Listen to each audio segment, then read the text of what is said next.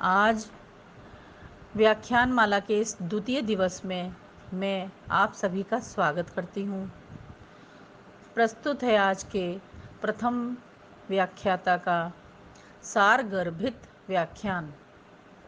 मुझे विश्वास है कि ये सारे व्याख्यान हमारी छात्राओं के लिए बहुत उपयोगी सिद्ध होंगे। कृपया इनको ध्यान लगाकर सुनें। प्यारी छात्राओं, ये आयोजन मात्र आपके लिए ही किया। आज व्याख्यान माला के इस द्वितीय दिवस में मैं आप सभी का स्वागत करती हूँ। प्रस्तुत है आज के प्रथम व्याख्याता का सारगर्भित व्याख्यान। मुझे विश्वास है कि ये सारे व्याख्यान हमारी छात्राओं के लिए बहुत उपयोगी सिद्ध होंगे। कृपया इनको ध्यान लगाकर सुनें। प्यारी छात्राओं, ये आयोजन मात्र आपके लिए ही चलो गो। चलो। हेलो, नमस्कार। मैं सुभाषिनी द्विवेदी आज आप लोगों के समक्ष घरेलू हिंसा क्यों होता है, किस लिए होता है, इसके पीछे क्या कारण है, इस विषय पर अपने विचार प्रस्तुत करूंगी। जैसा कि सब लोग जानते हैं, घरेलू हिंसा बहुत ही बृहद विषय है। हर कोई इससे परेशान है। आमतौर पे ये माना गया है कि महिलाएं विशेषतः घरेलू हिंसा का शिकार होती है। ये परिपाटी आज से नहीं चली आ रही, ये परिपाटी सैकड़ों वर्ष पुरानी है।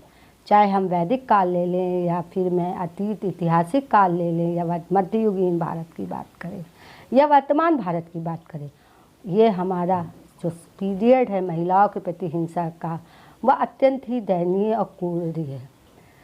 महिलाओं की दयनीय स्थिति को देखते हुए सरकार के मन में ये विचार आया, क्यों ना महिलाओं को एक ऐसा संरक्षण दिया जाए ताकि वो अपने घर में सुरक्षित रह सके। इस वस्तु पर विचार करते हुए सरकार द्वारा 2005 में महिला संरक्षण अधिनियम पारित किया गया। महिला संरक्षण अधिनियम पारित करने के पीछे सरकार का मेन मकसद कहें या उद्देश्य कहें या विचारधारा कहें, एक ही उद्देश्य था, महिलाओं की स्थिति में सुधार लाना। लेकिन क्या कानून बनने के पश्चात भी महिलाओं की स्थिति में सुधार आया? यह बहुत ही चिंतन का विषय है। मैं आपसे पूछना चाहती हूँ, यहाँ बैठे छात्र छात्राएं जो हैं या जो कोई भी है, मैं आपसे पूछना चाहती हूँ, क्या महिलाओं की स्थिति में सुधार आया? क्योंकि जो महिलाओं के प्रति जो दयनीय या कहें कूड़े कार्य हो रहा है, कहीं ना कहीं महिलाएं ही इसमें अधिक भागीदारी है। एक महिला होने के नाते आप सब लोग यही सोचते होंगे, महिला होने के नाते फिर भी मैं ऐसे वक्तव्य क्यों दे रही हूँ। बहुत ही सहज और सुलभ है, क्योंकि कहते हैं कि एक महिला समस्त परिवार की परिधूरी होती है, लेकिन जब वही महिला अपने चिंतन के विचारों में जो है विचारों में भिन्नता लाती है, पूर्व जो है वही महिला समाज के प्रति एक अलग भूमिका का भी निर्वाह करती है।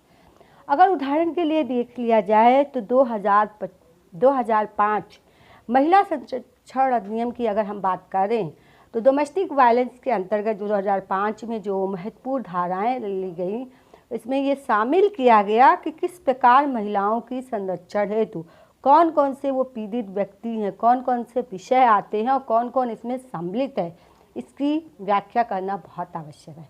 महिला संरक्षण अधिनियम की अगर हम बात करें तो 2005 में कुछ नातेदारी, वो नातेदारी जो घर में रहने वाले लोग महिलाओं के प्रति अभद्र व्यवहार करते हैं, ये वो महिलाओं को जो है गलत दृष्टि से देखते हैं, उनके साथ गलत व्यवहार करते हैं, उनके गलत आचरण करते हैं, जिनके कारण उनकी मानसिक, सामाजिक और शारीरिक यातनाएं सहनी पड़ती है।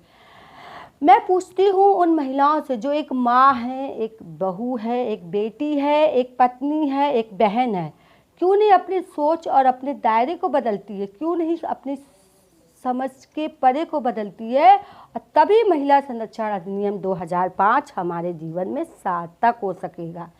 यद्यपि कुछ महिला संरक्षण अधिनियम 2005 के अंतर्गत कुछ व्यवस्थाएं की गई है, कुछ धाराओं का प्रावधान किया गया है, जिसके अंतर्गत महिलाओं के प्रति हो रही क्रूरता, मानसिक संवेदना सभी को दूर करने का प्रयास किया गया है। जैसा कि हम सब जानते हैं जीवन में बहुत ऐसी कठिनाइयाँ आती हैं, बहुत ऐसे पल आते हैं, बहुत ऐसे परिस्थितियाँ आती हैं कि महिलाओं के प्रति जो व्यवहार होता है वो महिलाएं ही कहीं ना कहीं दोषी पाई गई हैं।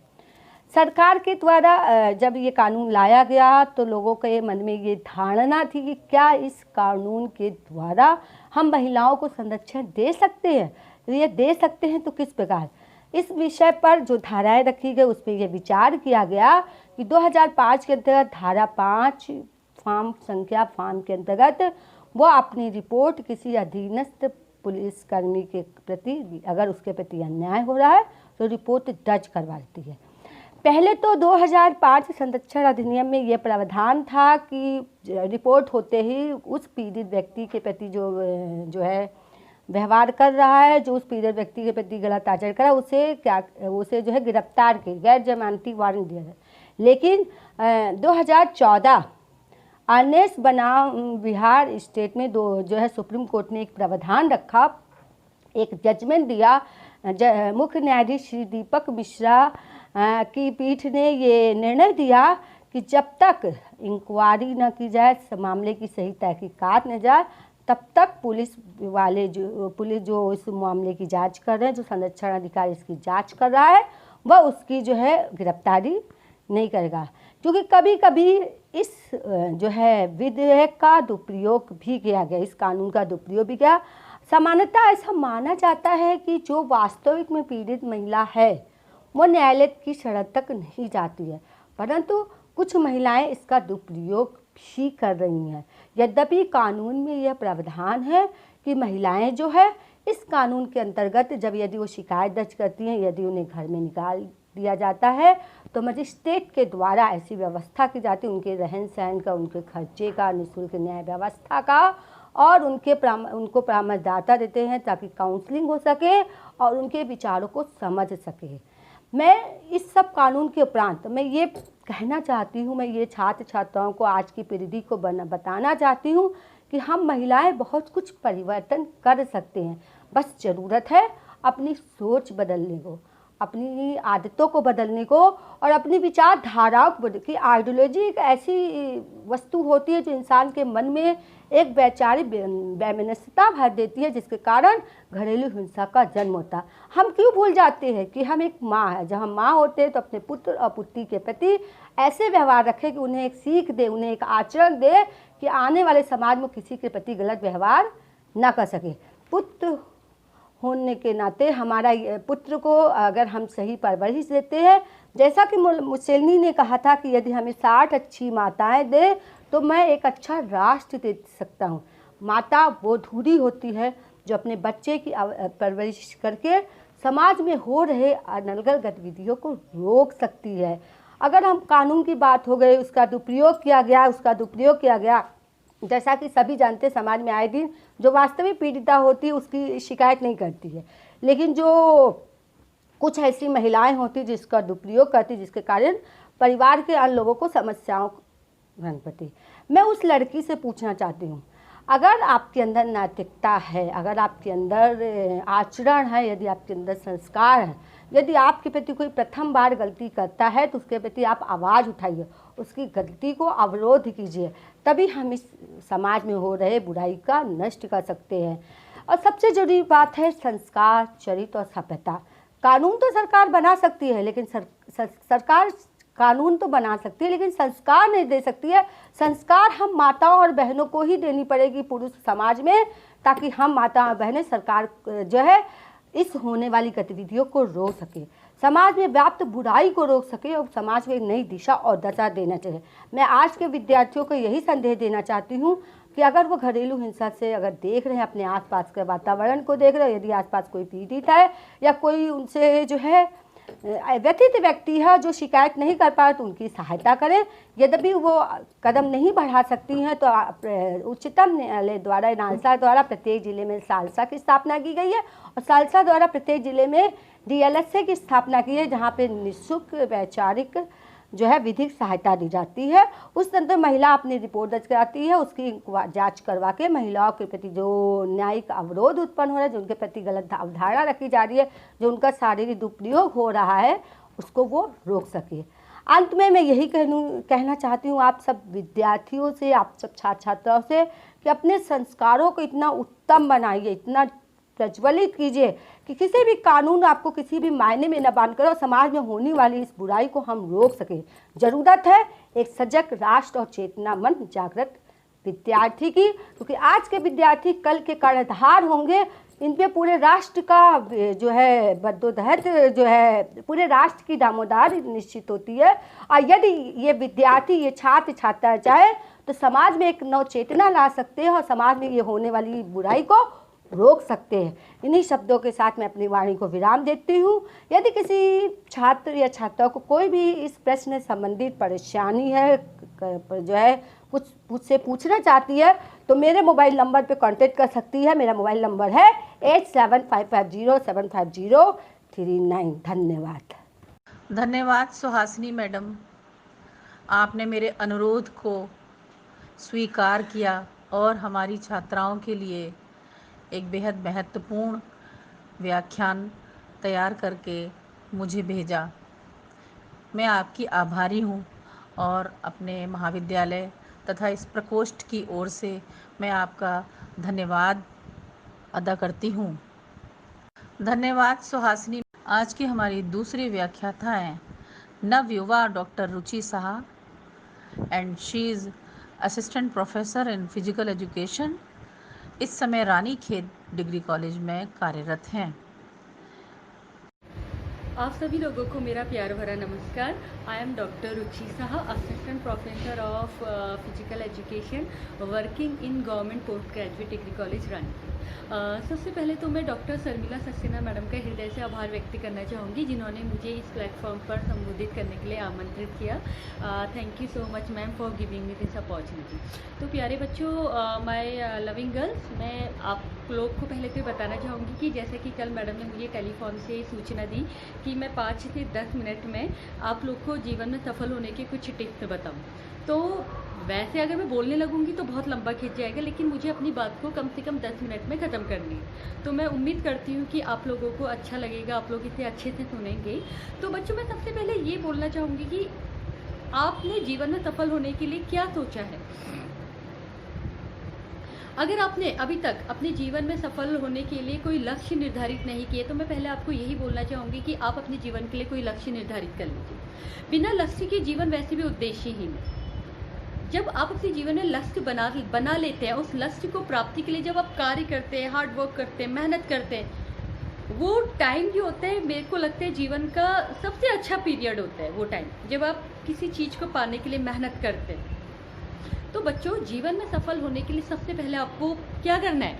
आपको सबसे पहले पता लगाना है कि आप अपने जीवन में करना क्या चाहते हैं। अर्थात सबसे पहले आप अपने जीवन का लक्ष्य तय कर लीजिए।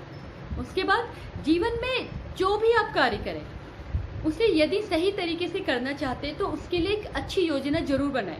एक अच्छी योजना के द्वारा आप अपने लक्ष्य प्राप्ति की ओर अग्रसर होते हैं। अगर आपने बिना योजना के लक्ष्य प्राप्ति का सोचा है तो आप अपनी दिशा से दिशाहीन हो सकते हैं, भटक सकते हैं। इसके बाद जब आप एक बार गोल तय कर लेते हैं, गोल को जब तक आप अचीव ना कर ले तब तक आप कोई दूसरा गोल ना बनाए। एक बार में सिर्फ एक ही गोल, एक ही लक्ष्य आपको निर्धारित करना है और उसके लिए कार्य करना है, मेहनत करनी है। आपका जो एम है या आपका जो गोल है, हमेशा आप अपने आप को उसी में फोकस करें। अपने गोल पर फोकस रखने से आपका मन व्यर्थ की बातों में, इधर उधर बेकार की चीज़ों में नहीं लगेगा, आपका समय भी बर्बाद नहीं होगा। यानी आपकी जो फुल एनर्जी है वो आपके लक्ष्य प्राप्ति की ओर आपकी मदद करेगी। उसके बाद आपने जो लक्ष्य बनाया है, जरूरी नहीं है कि उसको प्राप्ति के लिए आपको हार्ड वर्क करना, हार्ड वर्क वाला रास्ता बनाए। आज के टाइम में इतना कंपटीशन हो गया है, तो आपको कुछ स्मार्ट सोचना होगा। यानी आपने जो भी कार्य लक्ष्य बनाया है उसको कार्य करने के लिए आप स्मार्ट वर्क के द्वारा खुद की सफलता की ओर लेके जाए, अपने आप को स्मार्ट वर्क के द्वारा सफलता की ओर ले जाए। स्मार्ट वर्क से क्या होगा? आपका टाइम बचेगा, आपकी एनर्जी बचेगी। ठीक है। जीवन में सफल होने के लिए एक मूलभूत तरीका या फंडा ये है कि आप हमेशा अच्छा सोचें और सकारात्मक सोचें। Always think good and positive. Positive thoughts में इतनी पावर होती है कि वो इम्पॉसिबल को भी पॉसिबल बना देती है। और आपके आसपास जो भी नेगेटिव लोग हैं, नेगेटिव पर्सन्स हैं, उनसे आप सबसे पहले बॉयकॉट कर लें, उनसे दूर हो जाएं, क्योंकि उनकी नेगेटिविटी आपको सफलता के मार्ग में बाधा उत्पन्न कर देगी। तो आप हमेशा ऐसे लोगों से दूर हो जाए और always think good and positive, क्योंकि यही आपके इम्पॉसिबल को पॉसिबल बनाएगा। सही समय में सही अवसर को पहचानिए। अवसर आपके चारों तरफ होते हैं, बस जरूरत है आपको उसको पहचानने की। हमेशा जो अपॉर्चुनिटी होती है वो आपकी डोर पे नॉक नॉक नॉक करती है। ये अब आप पे निर्भर करता है कि आप उसका वेलकम करते हैं या उसको अपने डोर से जाने देते हैं। तो आपको सही अवसर को पहचानना है और उसके बाद आप को ये जान लेना है कि प्रकृति का एक नियम होता है, जैसा आप देते हैं वैसा ही आप प्राप्त करते हैं। जीवन में यदि आप सम्मान पाना चाहते हैं तो आपको पहले खुद दूसरों को सम्मान देना पड़ेगा, खुद की भी रिस्पेक्ट करनी पड़ेगी। आपको हमेशा अच्छा और सच्चा बोलना है। Always speak good and true. कभी भी गंदा ना बोले और असत्य ना बोले। अपने लक्ष्य प्राप्ति के लिए आपने जो लक्ष्य बनाया है उसको प्राप्त करने के लिए आपको मेहनत करनी है, उसको प्राप्ति के लिए आपको कार्य करना है। तो इस बीच आपकी जो स्टडी है, आपका जो लक्ष्य है, आपका जो परिवार है, इसके बीच आपको बैलेंस बना के चलना है।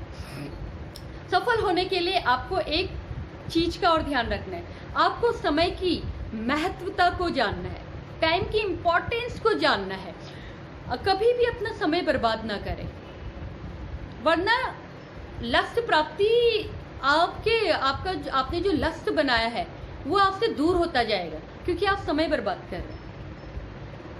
उसके बाद लक्ष्य प्राप्ति के लिए एक और आपको ध्यान रखने वाली बात है कि आपको फिजिकली और मेंटली फिट होना है। फिजिकली और मेंटली फिट होने से आप अपने लक्ष्य प्राप्ति को इजीली प्राप्त करेंगे। अगर आप बीमार हो गए, आप मेंटली सिक हैं, तो आप अपने लक्ष्य की प्राप्ति को नहीं प्राप्त कर सकते। उसके बाद जीवन में सफल होने के लिए सबसे अच्छी चीज है मोटिवेशन। ये कई तरह का होता है, सेल्फ मोटिवेशन होता है, एक्सट्रिंसिक मोटिवेशन, इंसेंटिव मोटिवेशन। अब ये आप पे निर्भर करता है कि आप अपने आप को किस तरह से मोटिवेट कर सकते हैं। आप अपने आप को सेल्फ मोटिवेट भी कर सकते हैं। सेल्फ टॉक कीजिए, अपने आप से बातें कीजिए। इसलिए सफल होने के लिए बहुत जरूरी है मोटिवेशन। आपको खुद को, अपने आप को प्रेरित करना है। जीवन में सफल होने के लिए आपको एक चीज और करना है, आपको हमेशा कुछ ना कुछ सीखते रहना। अगर आपने आज एक चीज सीख ली तो कल फिर से कुछ नया सीखिए। Always learn something new. और उसकी रिजल्ट की आपको नहीं सोचना कि रिजल्ट क्या होगा, आप केवल अपना नॉलेज को एनहांस करते रहिए, अपने स्किल्स को डेवलप कीजिए, रिजल्ट तो अपने आप आ जाएगा।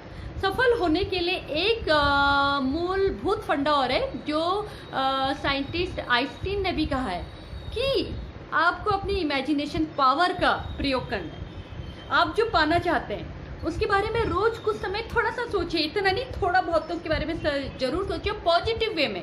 इन अ पॉजिटिव वे में आपको उसके बारे में सोचना है।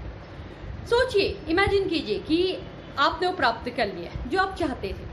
इससे आपके अंदर पॉजिटिव एनर्जी आएगी और ये पॉजिटिव एनर्जी ही आपको सक्सेस की ओर लेके जाएगी। ये मैंने बहुत किया है, ये आप मान के चलिए। मैंने अपनी लाइफ में इमेजिनेशंस बहुत किए। ऑलमोस्ट मैंने जो भी इमेजिनेशन किया था मेरे सारे ड्रीम्स पूरे हो गए। इसलिए इस पर तो मैं आपको बिल्कुल बोलूँगी कि अपनी इमेजिनेशन पावर को डेवलप कीजिए। सफलता पाने के रास्ते में एक फैक्टर और आते हैं जो हमें सफलता से, मतलब जो हमारे लक्ष्य प्राप्ति के मार्ग से हमको थोड़ा भटका सकती है, वो है फियर, डर।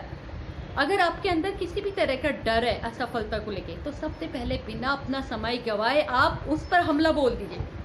देखो कैसे डर आपसे दूर भाग जाएगा, है ना। तो डरना तो बिल्कुल नहीं है। फिर दूसरा एक चीज और है, यदि आपको किसी भी तरह से लगता है कि कहीं आपको असफलता का सामना न करना पड़ जाए, तो आप घबराओ मत और ना ही गम मनाने में अपना टाइम बर्बाद करो, बल्कि आप उन कार्यों की लिस्ट बनाइए जिसकी वजह से आप असफल हुए या आप असफल हो सकते हैं। आप उस पर कार्य कीजिए ना।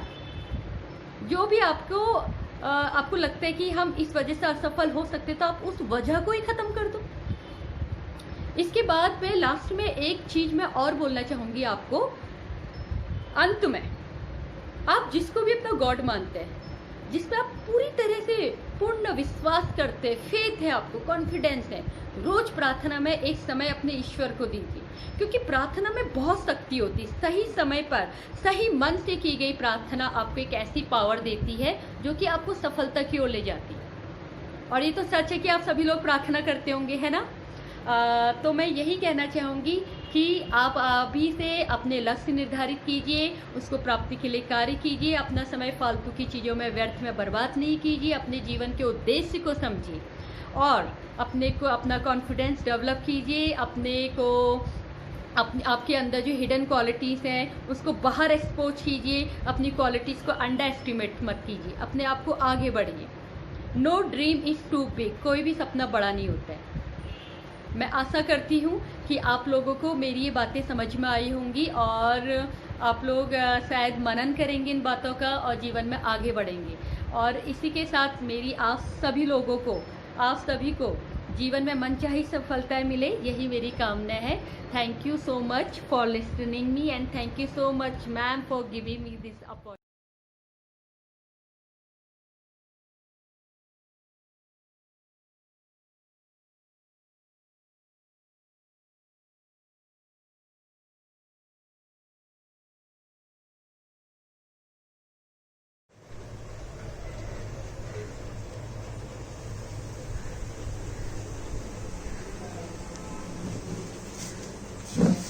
गुड मॉर्निंग स्टूडेंट्स, मैं डॉक्टर भावना कपूर हूँ। मैं श्री गुरु नानक डिग्री कॉलेज रुद्रपुर में प्रिंसिपल हूँ। मैंने 11th to MSc की एजुकेशन वनस्थली विद्यापीठ राजस्थान से ली है। मैंने सबसे पहले MSc इन चाइल्ड डेवलपमेंट किया, इसके बाद PG diploma in guidance and counselling Jamia Millia Islamia university से किया है।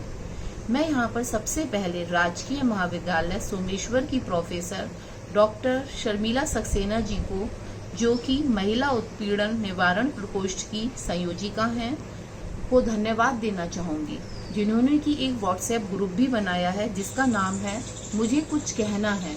इस मंच पर मैं समझती हूँ केवल समस्याएं ही नहीं सुनी जाएंगी बल्कि उनके सलूशन भी मैम प्रदान आपको करेंगी। अब मैं ये कहना चाहती हूँ कि हम आज 21वीं सदी के दौर से गुजर रहे हैं, लेकिन हम अक्सर देखते हैं और सुनते हैं कि महिलाओं के संग बहुत सी परेशानियों को सामना करना पड़ रहा है, जैसे कि 5 साल की बच्ची से बलात्कार, दहेज के लिए विवाहिता की हत्या कर देना, तेजाब फेंक देना और इसी तरह की बहुत सी समस्याओं से महिलाओं को गुजरना पड़ता है। महिलाओं के प्रति यह हिंसा एक आज बड़ा मुद्दा बन चुकी है, जिसके निराकरण के लिए केवल समाज सेवक ही कार्य नहीं कर रहे हैं बल्कि सरकार ने भी बहुत से कानून बनाए हैं, लेकिन जरूरत है इन कानूनों को जानने की और इन कानूनों के अनुसार कार्य को करने की। आमतौर पर महिलाओं को जिन समस्याओं से दो चार होना पड़ता है उनमें प्रमुख है दहेज हत्या, यौन उत्पीड़न, महिलाओं से लूटपाट, नाबालिग लड़कियों से राह चलते छेड़छाड़ आदि। कभी भी और कहीं भी स्त्रियों को इन समस्याओं का सामना करना पड़ जाता है। अब मैं ये कहना चाहती हूँ कि भारतीय दंड संहिता कानून महिलाओं को एक सुरक्षात्मक आवरण प्रदान करता है ताकि समाज में घटित होने वाली विभिन्न अपराधों से वे सुरक्षित रह सकें। भारतीय दंड संहिता की धारा 294 के अंतर्गत सार्वजनिक स्तर पर बुरी बुरी गालियां देना, अश्लील गाने गाना जो कि सुनने पर बुरे लगे, एक दंडनीय अपराध है। कानून में यह भी सुनिश्चित करने का प्रावधान है कि पुरुष व स्त्री को समान कार्य के लिए समान वेतन दिया जाए व कार्य की जो स्थितियां हैं, कार्यालय की जो परिस्थितियां हैं, अच्छी हों। किसी भी महिला के साथ दास के समान व्यवहार नहीं किया जा सकता है। बलात्कार या छेड़छाड़ की घटना में काफी समय बीत जाने के बावजूद भी जो लड़की है वह FIR लिखवा सकती है। पुलिस उसकी FIR लिखने से मना नहीं कर सकती, क्योंकि यह बहुत ही भयावह घटना होती है जिससे कि स्त्री जो है, लड़की जो है, वह बहुत ही ज्यादा सदमे में आ जाती है, जिसके कारण कई बार उसके ऊपर बहुत ज्यादा सोशल प्रेशर भी होता है। बहुत सी बातों को उसे ध्यान में रखना पड़ता है। तो सर्वोच्च न्यायालय ने फैसला किया है कि बलात्कार या छेड़छाड़ की घटना होने और शिकायत दर्ज होने के बीच वक्त बीत जाने के बाद भी एक महिला अपने खिलाफ यौन अपराधों का मामला दर्ज करवा सकती है। इसी तरह से सरकार ने हमें एक गोपनीयता का अधिकार दिया है। अगर किसी भी महिला के साथ कोई मिसहैप हो जाता है तो वह उसकी घटना की जानकारी पुलिस को दे सकती है। इसके लिए आपराधिक प्रक्रिया संहिता की धारा 164 के अंतर्गत बलात्कार की शिकार महिला जिला मजिस्ट्रेट के सामने अपना बयान दे सकती है। वह किसी और व्यक्ति को उपस्थित होने की वहाँ आवश्यकता नहीं होती है। केवल एक पुलिस अधिकारी और एक महिला कांस्टेबल के सामने वह अपना बयान रिकॉर्ड करा सकती है। पुलिस अधिकारियों को यह निर्देश होते हैं कि वह उसकी निजता को बनाए रखें। पीड़िता का नाम और पहचान सार्वजनिक ना की जाए। इसी तरह से एक अधिकार और है, वह है इंटरनेट पर सुरक्षा का अधिकार। किसी भी लड़की की या स्त्री की फोटो या वीडियो कोई भी इंटरनेट पर डाउनलोड नहीं कर सकता है।